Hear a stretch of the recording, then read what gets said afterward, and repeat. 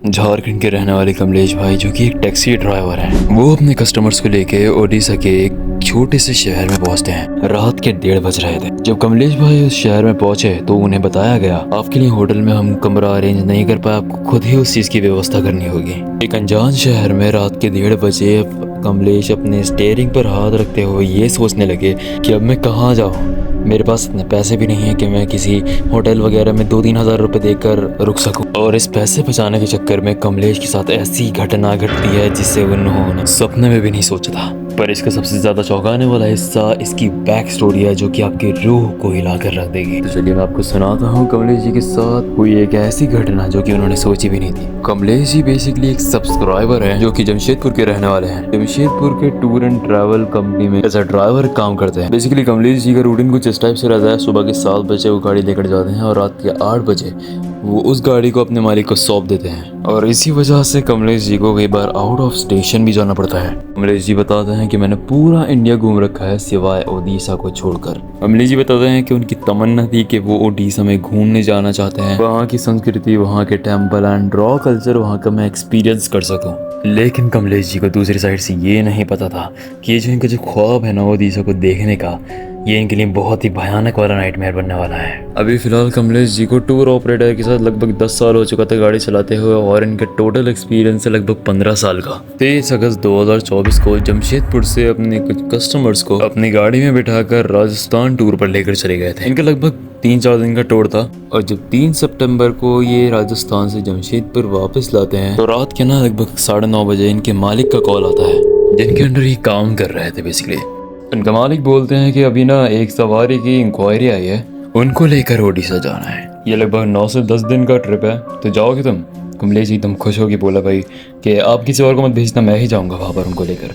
अभी ना in customer ने सब कुछ बुक एडवांस में पैसे देकर सब कुछ बुक करा लिया है और इनको 6 तारीख यानी कि परसों को तुम्हें लेकर जाना है। तो इनका पूरा प्लान ऐसा है कि 6 तारीख को ओडिशा के भुवनेश्वर शहर जाएंगे। वहाँ पर 10 तारीख को इनके बेटे की इंगेजमेंट है। इंगेजमेंट होने के बाद ये जाएंगे वहाँ से बालासोर। पूरी इंगेजमेंट होने के बाद इनका रिटर्न है 10 तारीख को जमनेशपुर वापस। अभी कमलेश प्लान कर ही रहा था ओडिशा के जाने का और ठीक 11:30 बजे इनके टूर ऑपरेटर का कॉल आता है और कहते हैं कमलेश तुम्हें कल ही निकलना होगा। प्लान में थोड़ा सा चेंज हो चुका है, तुम्हें 5 तारीख यानी कि कल ही निकलना होगा। तो वो रात बहुत ज़्यादा कमलेश एक्साइटेड होता है और अगले दिन वो अपने कस्टमर को लेके जमशेदपुर को निकल जाता है ठीक 9 बजे। 400 किलोमीटर की जर्नी 7 घंटों के कवर करने के बाद ये फाइनली पहुंच चुके थे ठीक 4 बजे सुबह के भुवनेश्वर। अभी जो सवारी जो थी इनमें से एक थे मोहन जी जिन्होंने पूरा होटल बुक कर रखा था कमलेश के लिए भी। तो कमलेश ने पूरा वो सब कुछ भुवनेश्वर एक्सप्लोर किया अच्छे से और ठीक 10 तारीख को ये एंगेजमेंट खत्म करने के बाद तैयार हो चुके थे भुवनेश्वर से बालासोर जाने के लिए। भुवनेश्वर से बालासोर की लगभग 3 घंटे की जर्नी है। अच्छा, बालासोर में इनके रिलेटिव रहते थे, जो इनके कस्टमर जो थे, सवारी जो थी मोहन जी के, तो इन्होंने कॉल वगैरह की और कहा कि हम आ रहे हैं और हमारे लिए कोई रूम का अरेंजमेंट कीजिए, हम लगभग 5 लोग हैं। उन्होंने कहा आप आ जाइए, ठीक है हम अरेंजमेंट कर रहे हैं। अब ये ठीक 10 बजे भुवनेश्वर से बालासोर के लिए निकल जाते हैं और 3 घंटे की जर्नी कवर करने के बाद ये पहुंच जाते हैं 1.5 घंटे के बाद बालासोर। अब मैं आपको बता दूं कि ये पहली बार जा रहे थे उन रिलेटिव्स के वहाँ, तो इन्हें एग्जैक्ट एड्रेस भी नहीं पता था। तो इन्होंने कॉल की अपने रिलेटिव को और स्टार्टिंग के 15 मिनट में उन्होंने बिल्कुल भी कॉल रिसीव नहीं की। अब उसके बाद मोहन जी बहुत परेशान हो गए, यार अब क्या करें, इतनी रात में हम जाएंगे कहाँ। तो थोड़ी की देर के बाद उनका खुद ही से कॉल आता है मोहन जी के पास। वो कहते हैं ज़रा हम सो गए थे और ज़रा फ़ोन साइलेंट में भी था तो इस वजह से हम कॉल रिसीव नहीं कर पाए। तो ऐसे ही चलते चलते उन्होंने अपना पूरा एड्रेस बताया जहाँ पर वो होटल इन्होंने बुक किया था, कमरों का इंतज़ाम किया था। तो फाइनली वहाँ पर पहुँच जाते हैं ये। लेकिन यहाँ पर ना थोड़ी सी गलत चीज़ हो गई थी जो कि उनके रिलेटिव से ही हुई थी गलती। यहाँ पर पता चलता है कि जो कमरे जो थे वो सिर्फ 4 लोगों के लिए बुक किए गए थे और यहाँ पर थे लगभग 5 लोग कमलेश को मिलाकर। तो मोहन जी इस बात से बहुत चिढ़ गए एंड उन्होंने कहा कमलेश चलो तुम अंदर आ जाओ, हम एडजस्ट हो जाएंगे। अब कमलेश को यार यहाँ पे बहुत ज़्यादा ऑकवर्ड सा फील होने लगा, यार मैं ड्राइवर हूँ, ये काफ़ी बड़े लोग हैं तो ऐसे अच्छा नहीं लगेगा अगर मैं ऐसा इनके साथ रूम शेयर करूँगा।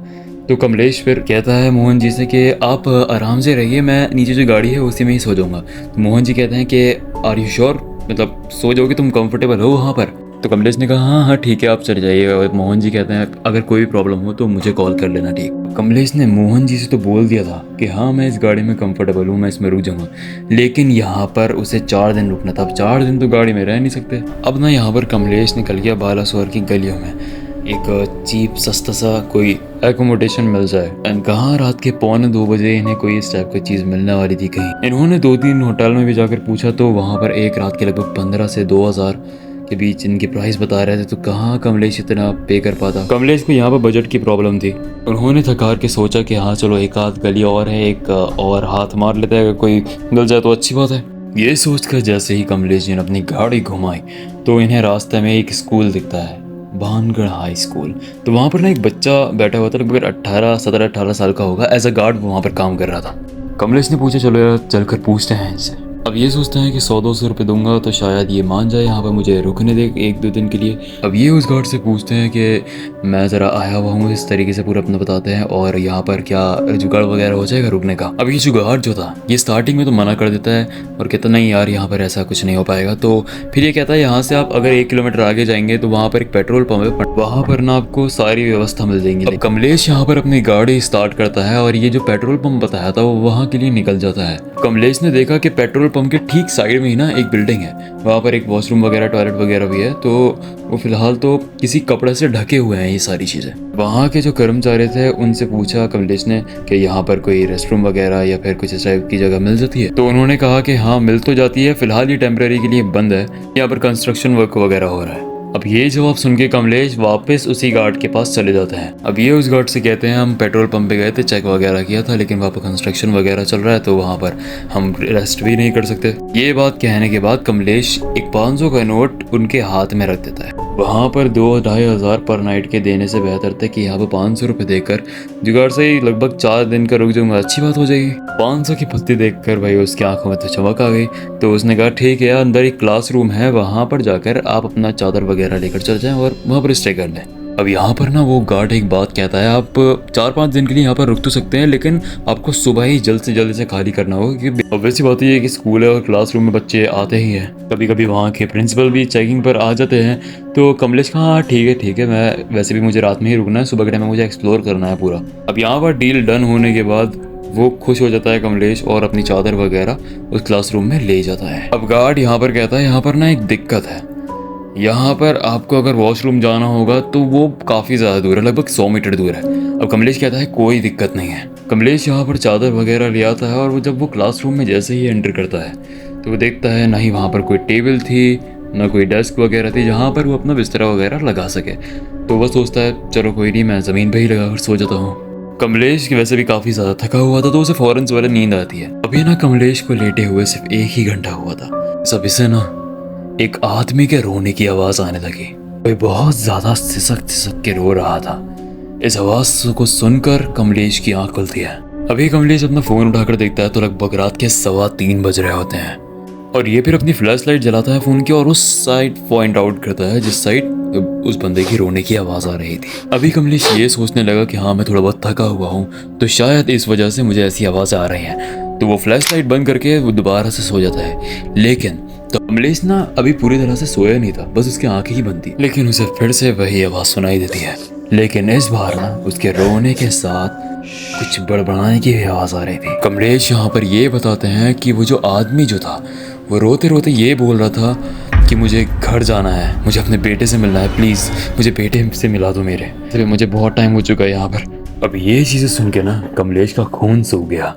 अब कमलेश ने उसी जगह पर फिर से पॉइंट आउट करता है जहाँ से आवाज़ आ रही थी, लेकिन इस बार वहाँ पर एक बंदा बैठा हुआ था जो कि अपना सर नीचे झुकाया हुआ था। लगभग 8-9 मीटर की दूरी पर वो बैठा हुआ था और वो बार बार यही कह जा रहा था मुझे यहाँ से जाना है, मुझे अपने बेटे से मिलना है, प्लीज़ उससे मुझे मिलवा दो। और कमलेश ने पूछा भाई कौन हो तुम, इतनी रात में यहाँ पर क्या कर रहे हो?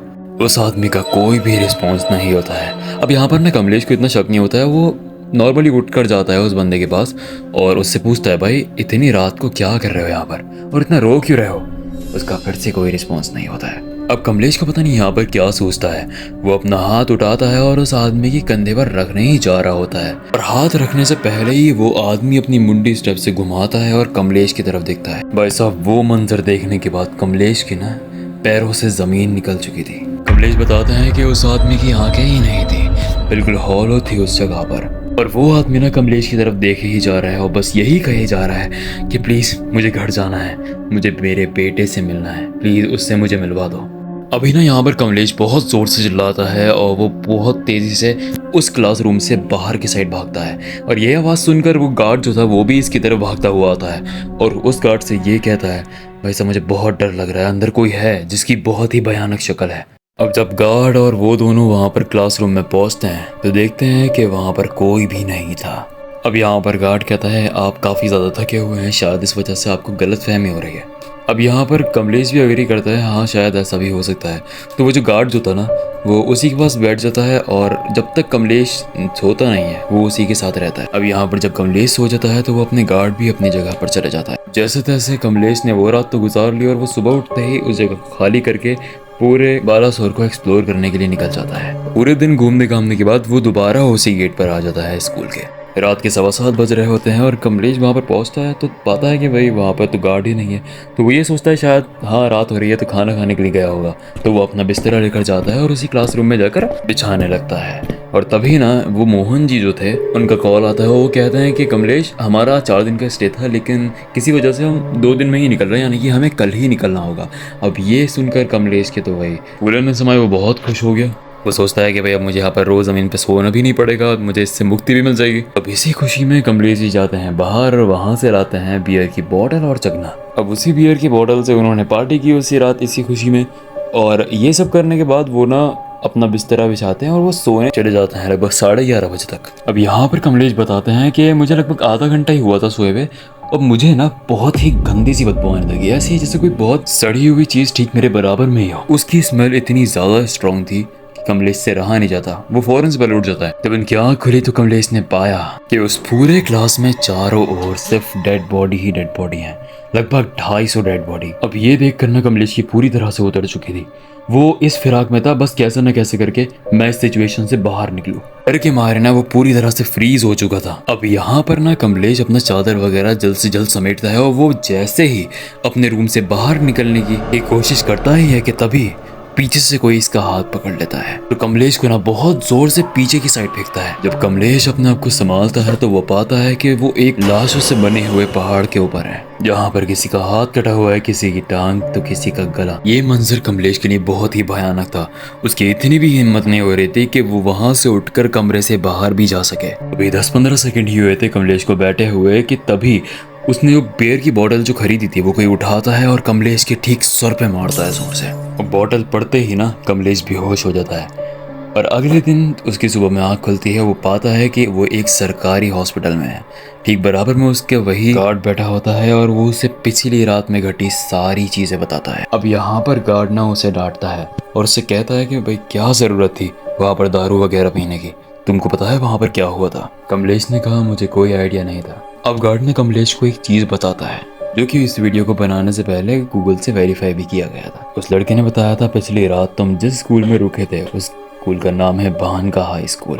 आपको याद होगा 2 जून सन 2023 में 3-4 ट्रेनें आपस में आके भिड़ गई थी। 500 से ज़्यादा लोगों की उसमें मौत हो गई थी। बहुत सारे लोग उसमें से घायल भी हुए थे। अब यहाँ पर घायलों की इतनी संख्या होने की वजह से हॉस्पिटल्स भर चुके थे। वहाँ पर इतनी जगह ही नहीं थी कि और पेशेंट्स को वहाँ पर एडमिट कराया जाए। डेड बॉडीज की भी रखने की जगह नहीं थी बिल्कुल भी। अब यहाँ के जो आनंद फादर थे उन्होंने उन सारी डेड बॉडीज को वहीं पर ही उसी क्लासरूम में स्टोर कर दिया। अब उन डेड बॉडीज में से किसी का हाथ नहीं था, किसी का सर नहीं था। पहचानना मुश्किल हो गया था कि किसकी बॉडी कौन सी है। तो उन्होंने उसी क्लासरूम में उन सब बॉडीज को स्टोर करने का सोचा। अब स्कूल स्टार्ट होने के बाद वहाँ पर जो बच्चे आते थे वहाँ पर कुछ ना कुछ ऐसी पैरानॉर्मल एक्टिविटीज होती रहती थी जिनका उन्हें एहसास होता था। आए दिन किसी न किसी बच्चे के साथ कुछ ना कुछ गलत होता रहता था। अब ना उस स्कूल के जो बच्चे थे उन्होंने वहाँ जाना ही बंद कर दिया।